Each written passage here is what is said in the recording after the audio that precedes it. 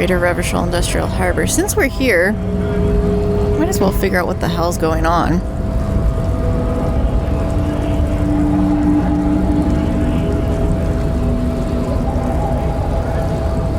What's this?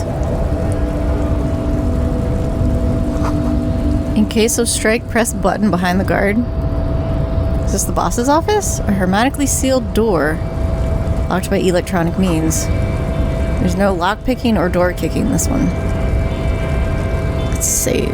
I feel like we need to save.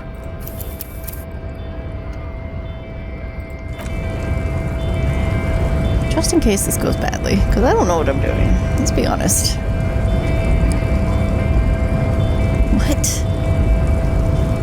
Measurehead's amazing. Can I talk to you? Your body betrays your degeneracy. Uh-huh. Yeah, Measurehead. His body totally betrays his degeneracy. Oh my god. Say nothing, size him up first. Are you admiring my morphophysiology? A ripple of muscle passes underneath his skin. He lets you look. It must be frightening to stand in the shadow of this racial pinnacle. Be calm, Sandwich. You are not in danger because you are not a threat to me. Puff out your chest and say nothing.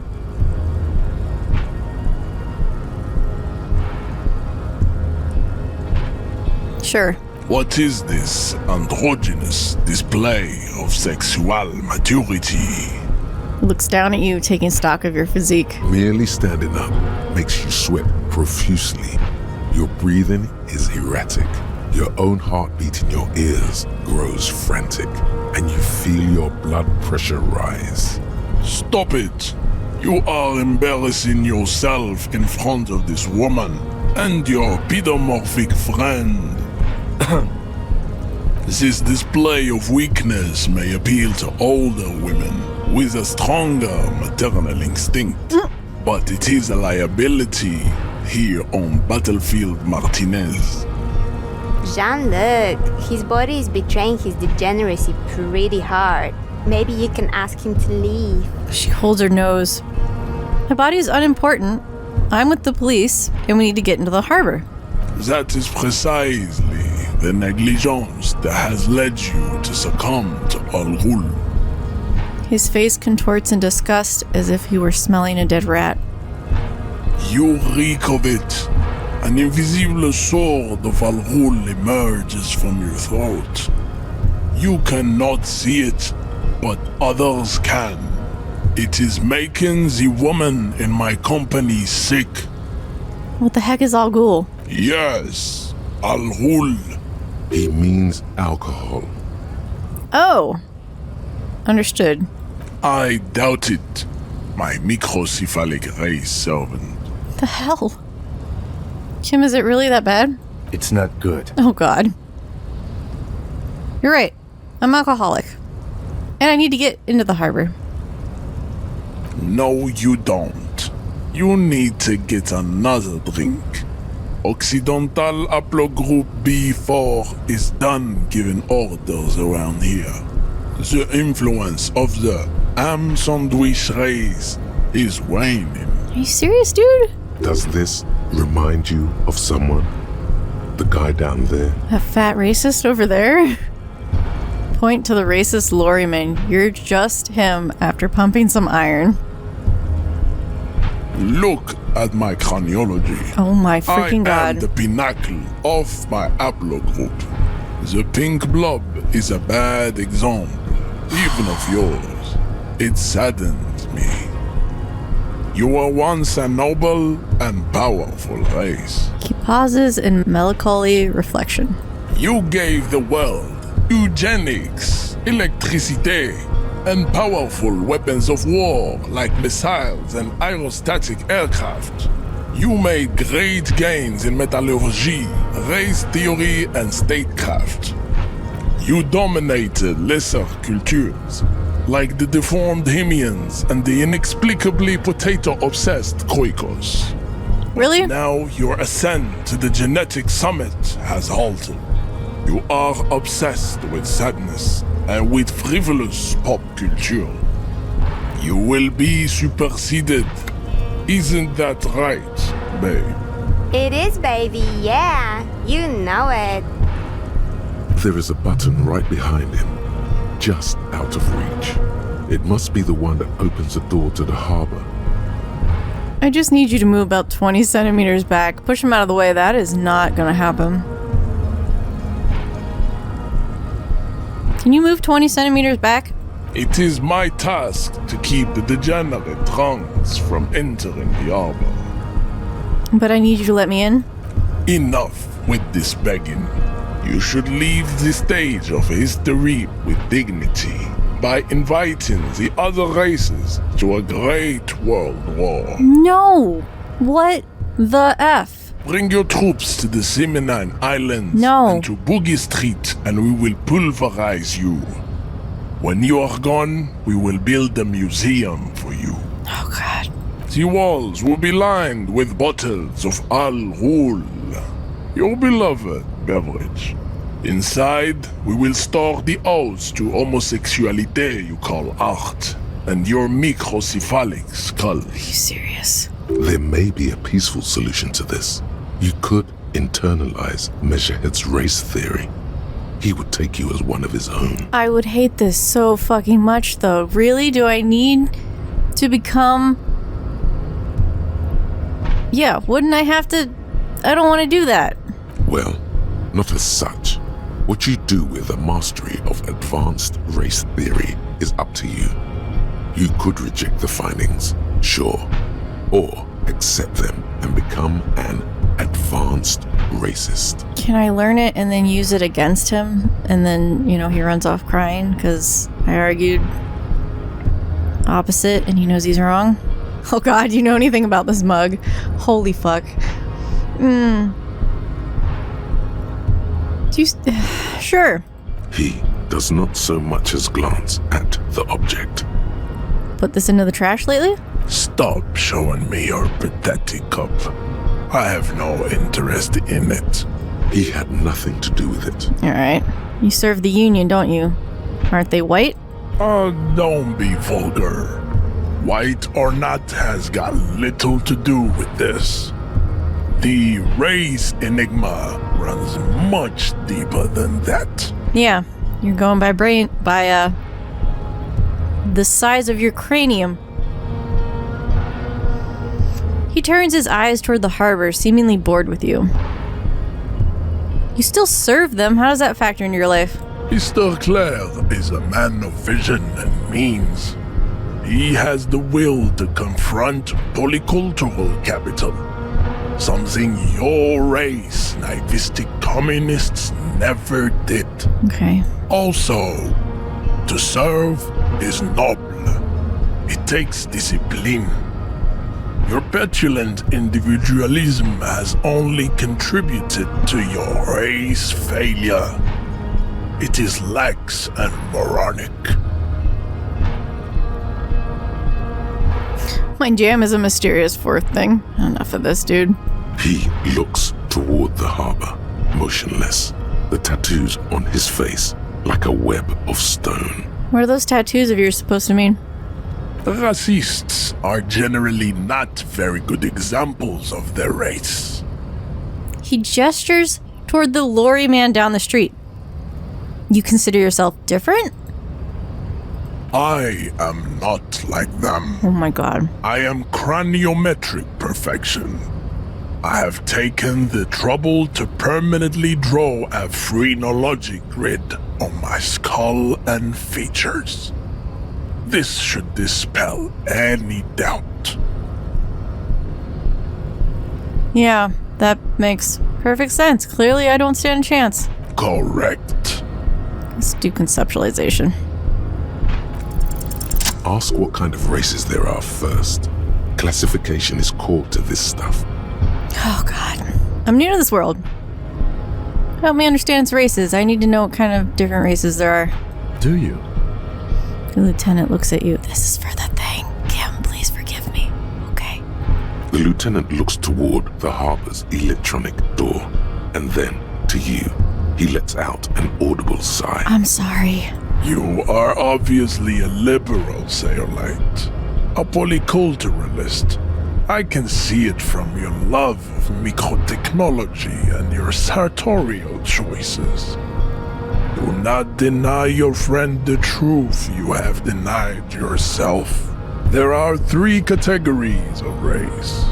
Type A, the heroic races. Type B, the servile races. And the vile CF race cauldron of pederasty. Which one do you need education on? Do I understand advanced race theory now that I've clicked through all of that bullshit? You understand nothing. No. To solve the great race enigma, you have to first ask yourself, what is the race enigma? You have not even worded the mystery, let alone solved it. How do I word the mystery? You need to internalize what you have heard here today, then return to me. This clarity does not come instantly. I don't know that I want to do this. Okay. Alright, we're gonna reload. Lax and moronic. My jam is a mysterious 4th thing. Jam. Individualism. You have gotten these ideas from degenerate youth culture, have you not? You have picked them up from rock and roll songs?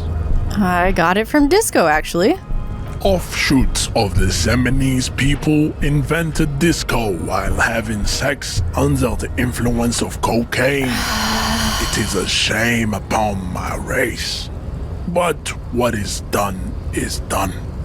I am not surprised you enjoy it so much. This has happened to many of the side products of the inevitable cultural victory of the Seminoles race. Alright, Can I just enter the harbor on police business, please? What you need is to come to terms with extinction and never getting into this harbor. He looks at the button behind him. The tattoos on his face move to reveal the smallest of smiles. Kim? I think this racist is better than the last. But the next racist will be the really good one. What is that supposed to mean? That will be That'll be our lucky racist?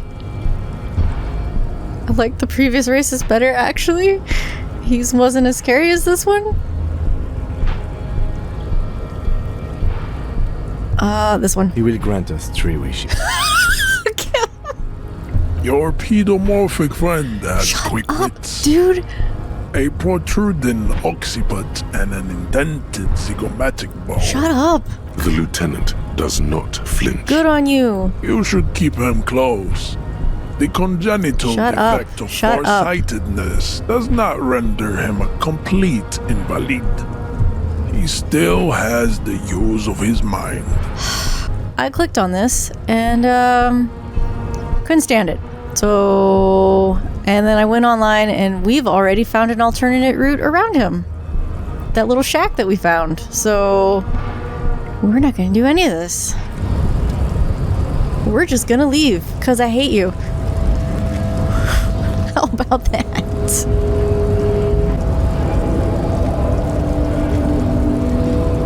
Alright, we are going to go back and see if we can investigate this body once and for all. Oh wait, wasn't there something down here? What's this?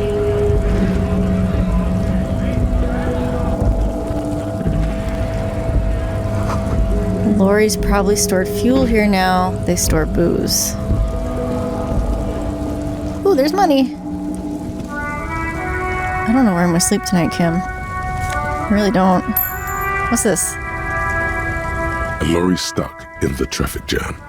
This big, heavy Grad-made machine is well kept for such an old machine. Look in the window. The windows are clear. They've been recently washed.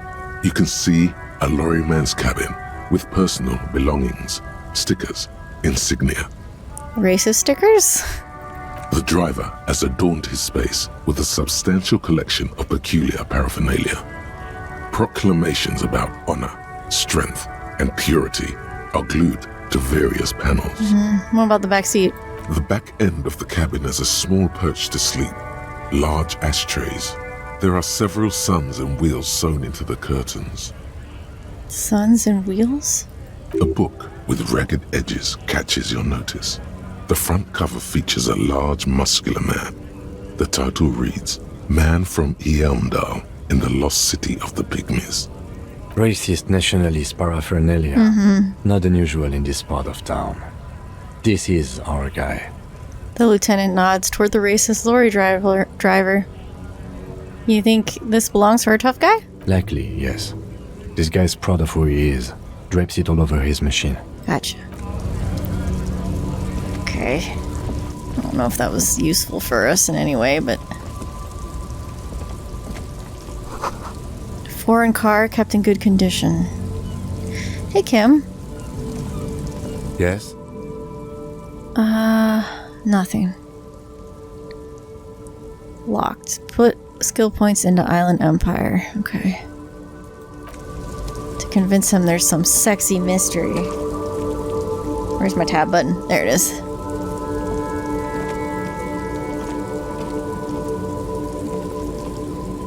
I don't like holding the tab button and not being able to use my AWS keys. An old monument stands in the middle of the traffic island, pointing toward the sea. It looks as if it's been reassembled piece by piece, secured and mounted in the air with the aid of numerous ropes and rods. Who is this? A silver plaque on the statue's pedestal reads, I am Philip III, the Squanderer, the greatest of the Philippian kings of Revachol, son of Philip II, the opulent, father of Philip IV, the insane. These sound like not good people. Not a good track record of mental health in that family. No, that's exactly what I was thinking. What did this king do? Even by the standards of the Philippian kings, old sumptuous Philip was known for his profligacy. I don't know what that word is. In what way? Well, he blew through the whole national treasury. Oh my god. Starting the decline of one of the penultimate century's greatest superpowers, the suzerain of Revachol. His own maladministration foreshadowed the fall of the monarchy.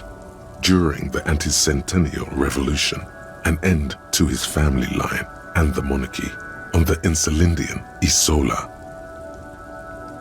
How did he manage to blow through the entire national treasury? Stories have it that he had his bedroom converted into a treasure chamber, where he stored unfathomable wealth. Krugerrands, bars of gold, ornate weaponry, armor, and various chalices. He called it the Sol Aurum. It was obscene. There were whispers he slept on a huge pile of gold-dipped feathers, like some obese dragon, instead of a bed, like a normal person. The man certainly knew how to live. Thank you, Necktie. I would like to sleep on gold. King's the king, he can do anything. There's no way that's true. But wait, you haven't even heard about his fabled cocaine addiction. But what now? You see, old Philippe wasn't just good at squandering the national treasury on gold and ceremonial weaponry. He was also a prodigious snorter of nose candy. Understood. So he was addicted to nose candy. That's what the revolutionaries said 150 years later, right before they emptied out the royal mausoleum and dumped His Majesty's mortal remains in the Insulindian Bay. So where's he buried now? Beneath the cold waters of the Insulindian Bay, thrown there by the revolutionaries after they cleaned out the royal mausoleum. What happened to the statue? The original was blown apart by communards, then further damaged during the landing of the coalition's airships during the turn-of-the-century revolution, when Martinez was leveled.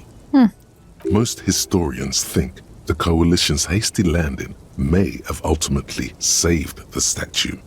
If the communards had more time, they would have reduced it up to even finer pieces. Oh, who restored it?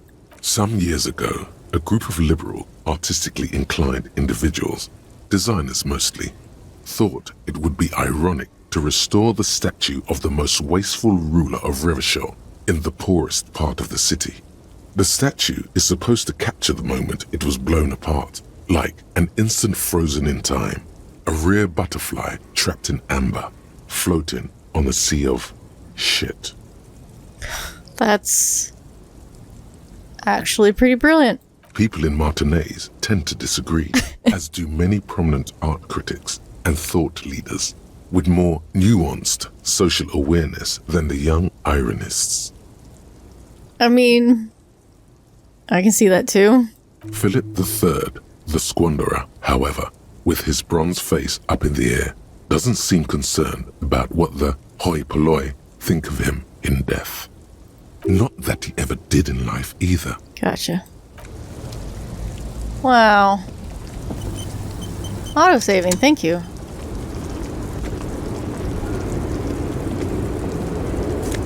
Oh!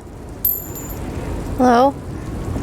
I'm supposed to be getting back to a dead body, but you know. A small, wrinkled woman does not greet you.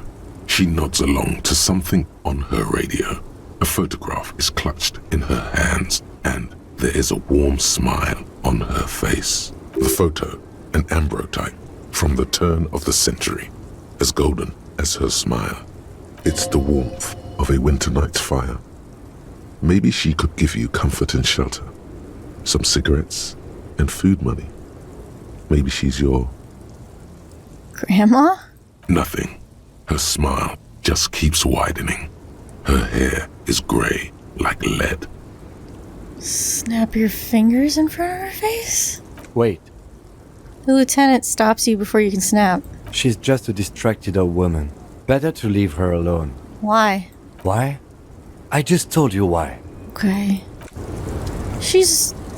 The woman still has her eyes fixed on the photograph in her hands. In the background, the radio plays. Can I ask you some questions? No response. Wherever this woman is, your words fail to reach her. Okay.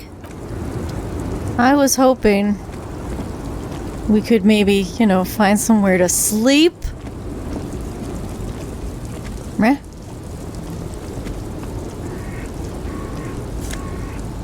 What's that? +1 to physical instrument. Tank top, gym vest, reeking of sweat. Sleeveless shirt is the best choice if you're not afraid to show up your masculine upper body and hairy chest. This makes me conceptualization. I would like physical instrument. For the moment. If that's okay. I can try and wake that guy back up.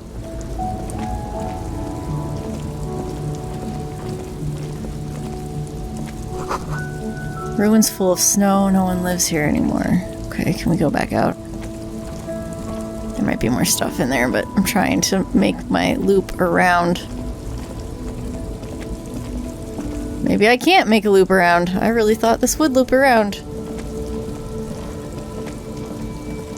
I'll just... Oh, you can make it over there? Cool. Good. Can I talk to you, sir?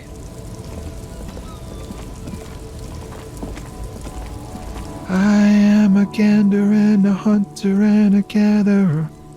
Feel like a traveler. The man mutters to himself, accenting the beats as he goes. A simple little cadence. He seems to be making it up as he goes. Keep listening? From another planet. Hey there. He finishes and turns to you. What's going on? It's the jam, my man. He motions toward the sprawl of lorries with a sweeping gesture. The jam? It's a traffic jam for the ages. Harbor gates up the street are shut tight. No explanation given. Workers on strike, scabs agitating, an all-around clusterfuck. Meanwhile, we're all stuck here in long-haul limbo for days upon days upon days. Upon days. He glances south, down the road. Limbo, huh? That's where I am. Yeah, exactly. It's official. He too agrees. This is the antechamber of the afterlife. How long have you been here? Feels like forever. Like I was born on this here roundabout and this was all I ever knew. Just me and the metal and the tires, the oil and the fumes of mazout. Extravagantly phrased. I can roll with it. Okay. Yeah, imagine. It's been a whole week already. He snickers. Behind the laugh, however, a touch of sorrow. So tell me, what do you need?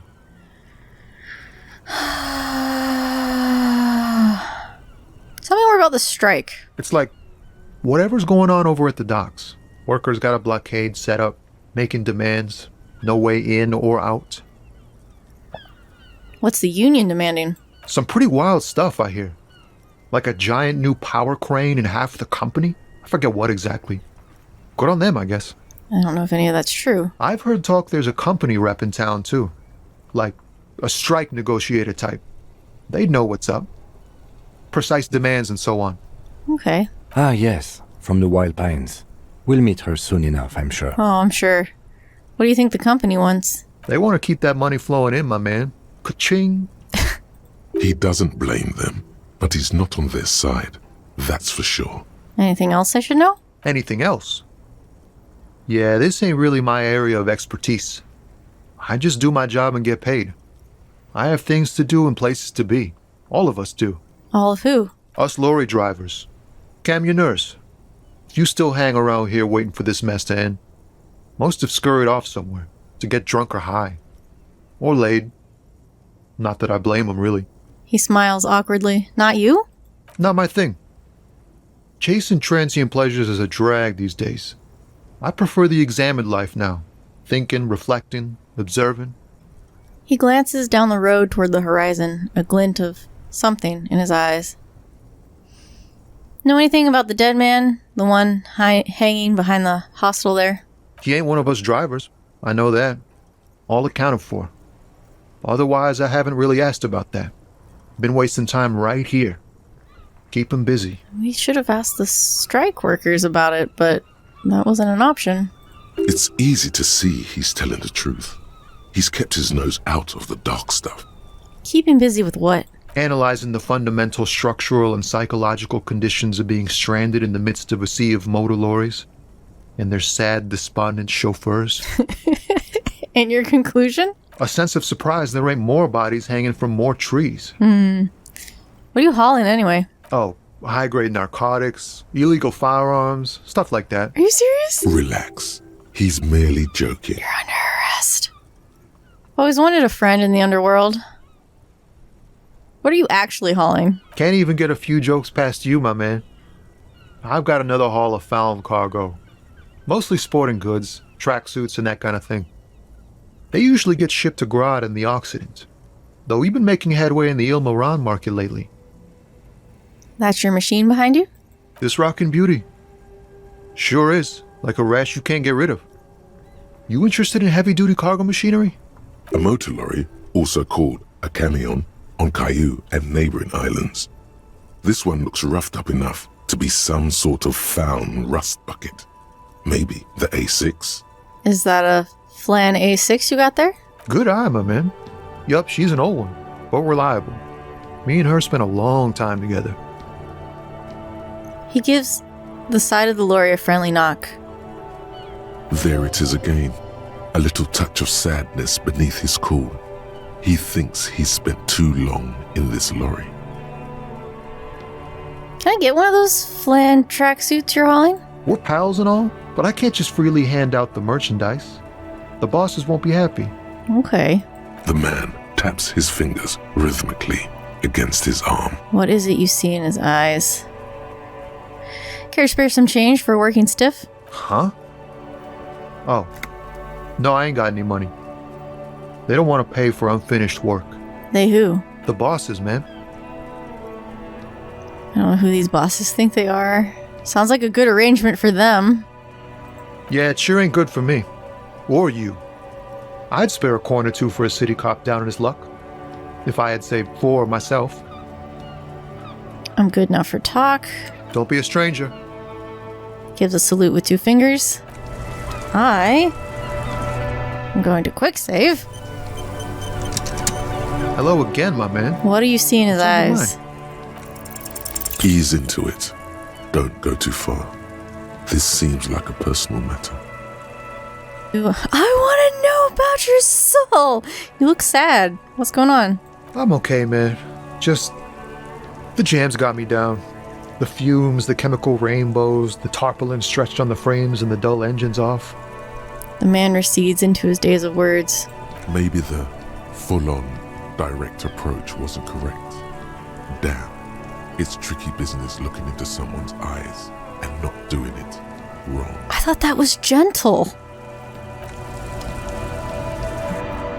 Reload it. I guess I should have screamed. I wanted to look into his soul. Hello again, my man. What's on your mind? In his eyes, an unfamiliar longing. Flecks of brown and gold. Familiar how? It's hard to say. His gaze wanders southwest, down the street that goes beyond the horizon. What's in the southwest? Excuse me? He emerges from the reverie. I'm a cop. I can fix anything. Hell, I get longing. I felt something similar since I woke up. Man, I don't know what to say. Not much anyone can do. There's no helping in absence, you know. I miss my family. They're all I have. My wife, second kid on the way, waiting all the way in Diora. And here I am stuck in this shit, so far from home. Diora? Diora of the Seven Seas. It's on the other end of Le Caillou, pretty much. On another island called Laurentide, off mainland. We've got a little place there. Can almost hear my kid laugh when it snows. Oh. What's it like to miss someone? Do we not understand this feeling? What's it like? Good. And bad. An ache that brings you joy. I think of them a lot. I dream up these silly scenarios in great detail of living with them. It comforts me. He smiles warmly. What about you, cop man? You missing someone? Oh, God. Is that what it is? This feeling? Yeah. No, it's scarier than that. You're pursued by a hunter, smelling of apricots and sorrow, and the past. I missed my gun. I lost it. I'm fine, man. I don't miss anyone. I miss someone. I don't know where. I don't know who it is. No, I feel hunted. Hunted? By what? By a shadowy figure known only to me as the X something. An ex-wife? Holy shit. Ex-wife! No, it's a sinister presence that hunts me across all planes of existence. Followed me into this world when I woke. I think it may be a planar hunter. It's a great white ghost that eats the world. Whatever it is, one thing's for sure, it's not my ex-wife.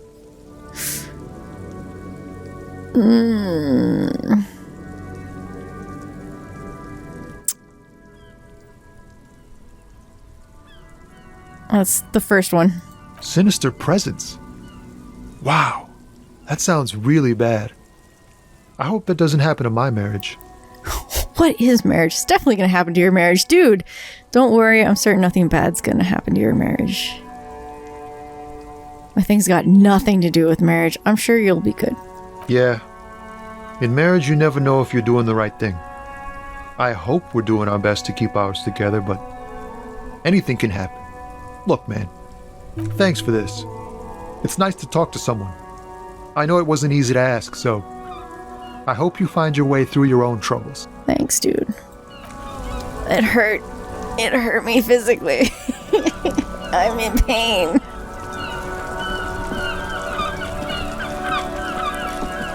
Okay. Let's go see if we can... Oh no, I want to see if I can wake this guy up. No, I can't. I can't wake the guy up.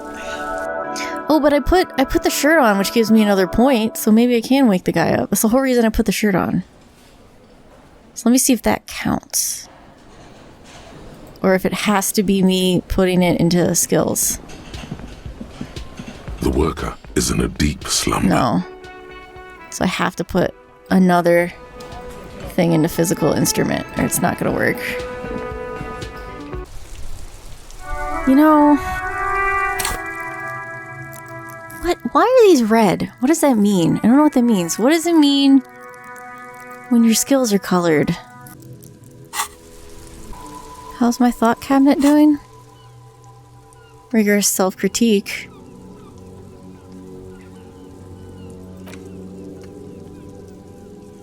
Let's take a look at this again. No, let's go investigate. Maybe I'll have rigorous self-critique figured out by then. Maybe I won't die. Let's save.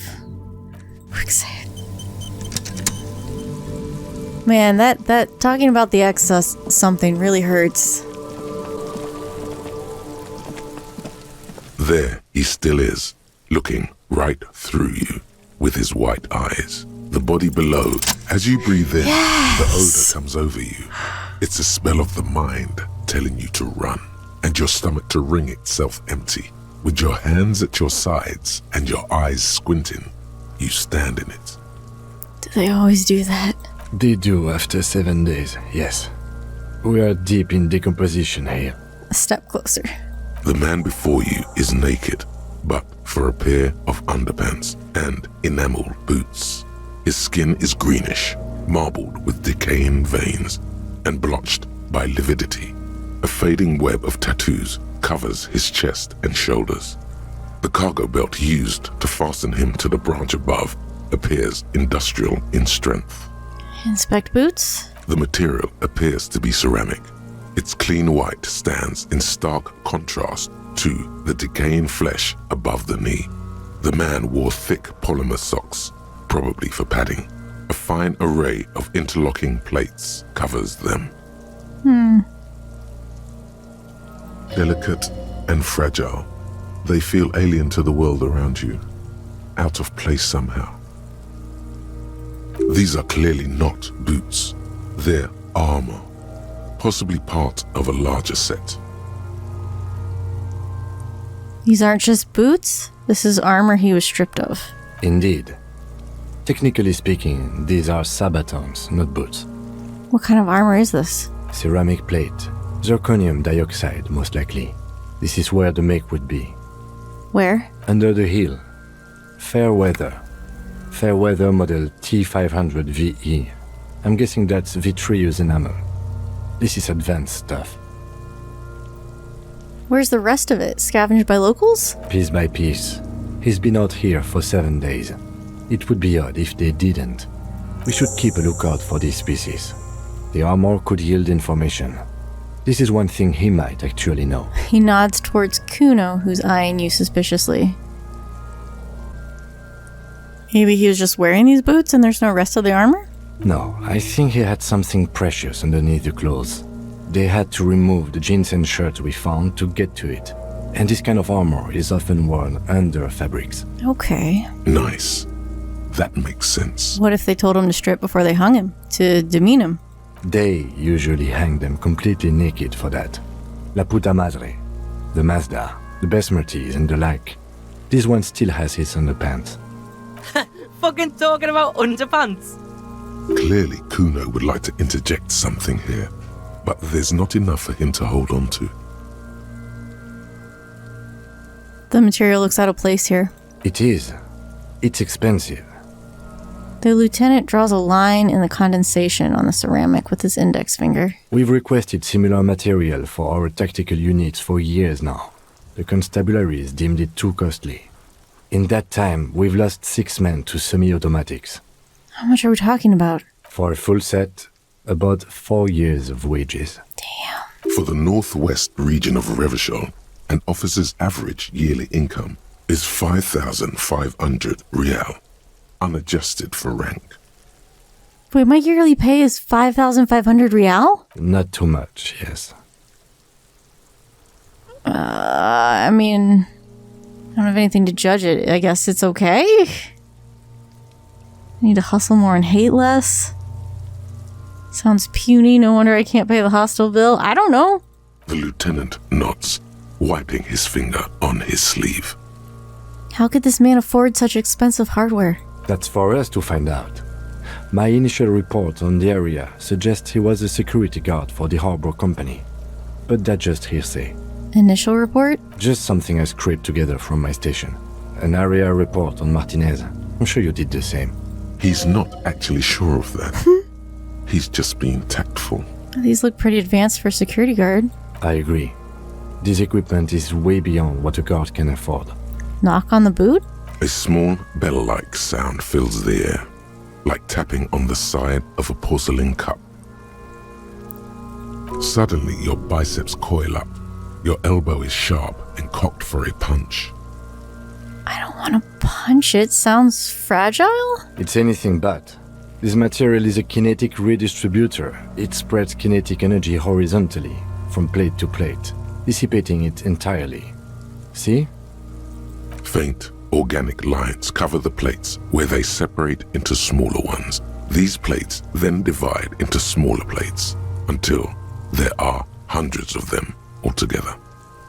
Like whirls of floorboards, the design looks organic, influenced by highly resistant wood materials like lignum vitae and ebony perhaps. What does this remind me of? If trees were made of porcelain, this is what their cross-sections would look like. Run your finger over the lines? The smooth, glossy surface fractures into ever more intricate interconnections, peaking on the right sabaton, where you notice the whirls are in the shape of a letter and number combination E50, 100, 1000. Oh, there's a serial number. Good. Can you read it to me? He tips the drying ballpoint of his pen on his tongue.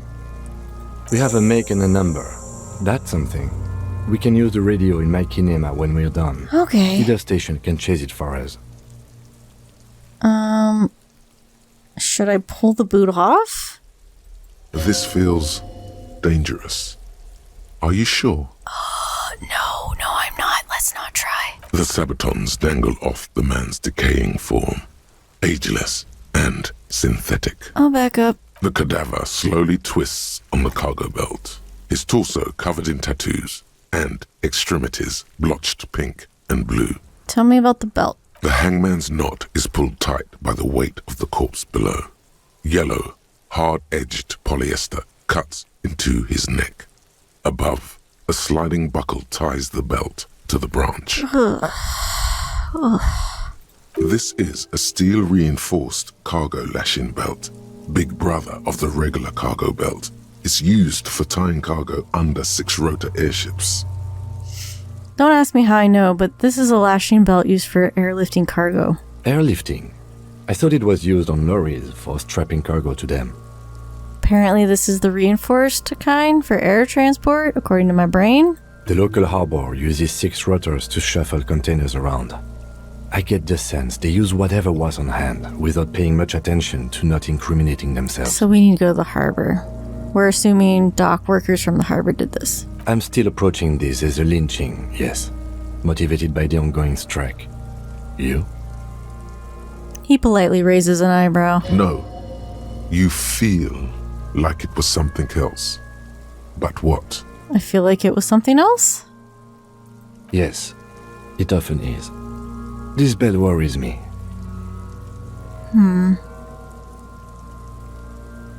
How did they even get him up there? A noose is one of those things that's easier to use one way around. He points to the buckle tying the belt to the branch above. Did they climb up using the kid's ladder? That ladder can't carry a grown man. I didn't see any splintering either, did you? I think they lassoed the branch, then pulled on the belt to close the buckle. He makes a pulling motion. Could be. The shape of the branch supports the theory. They sure wanted him to stay up there. The rope is reinforced with steel wiring. I was afraid it would be. Thin steel wiring, parallel strands. This makes getting him down more problematic than I had assumed. So we can't just cut him down. The cadaver hangs from the cargo belt, limbs limp and torso covered in tattoos. Tell me about the tattoos. An intricate web of blue lines stretches across the torso, from the right shoulder to the solar plexus. Each time they intersect, a small white star is formed in their crossing. Hundreds of fading asterisks riddle his skin. Their concentration is highest around his heart. His corpse is marked by stars. What will mine be marked by? Alcohol and heartbreak. Great. Your fist clenches suddenly. It will be marked by... It'll be riddled with disco. Decay is creeping on the tattoo. Already, most of the canvas that's holding it has darkened. Now, it disintegrates slowly, letting out a stink. Is this a map of the sky? A map of the stars. I do see some similarity to astronomical charts. Great Century Messinian, maybe. But this seems more particular. Customized somehow. Well, if he was a sailor... As if someone left out most of the night sky, filtering it through personal choice. The principle of this filter remains unknown to you. The thought dissipates, and you feel as though you were only half right. I'm missing something. So am I. A sudden ringing fills the air as the lieutenant pulls down a zipper of his orange jacket. He takes a thin piece of milled aluminium from his coat pocket and pulls it open. Sounds like a sword being unsheathed. A small lens appears. Some sort of camera. What is that? A Trigger Sunshine. Mini. Triggered is the world's leading manufacturer of intercommunication devices, primarily projectors. The camera before you looks familiar somehow. Shit, Kuno! What the fuck is that? An instant color camera. He produces 2 metal-capped ampoules and clicks them into place on the side of the apparatus. A thin slot shines there. This is the first time he openly acknowledges the kid's existence. I have only 2 ampoules, so nobody move. I don't want to waste one. He points the camera at the corpse, peering into it. The lens needs adjusting, then... A sound, a shrill flash, Oh. followed by the breaking of a small ampoule of glass. You see streams of color pour onto the thick, glossy piece of paper, rolling out. In case we need it. The lieutenant shakes the paper, letting it dry in the cold wind. On it, a color-perfect copy of the dead man's tattooed chest. Cool machine. Yes. It is pretty cool, isn't it? He slides the camera closed and tucks it away on his belt. What do we need the photo for? It contains insight to the victim's person. By his build, I'd say this was a man of physical violence. The story he wanted his body to tell was important to him. It is his letter. To us. Someone should decipher it. We'll need to show it around. Can I have it? I should look at it later without the corpse smell. Sure. Just don't lose it. I'll try not to. He hands you the piece of rolled up photo paper. It's no larger than a pack of cigarettes.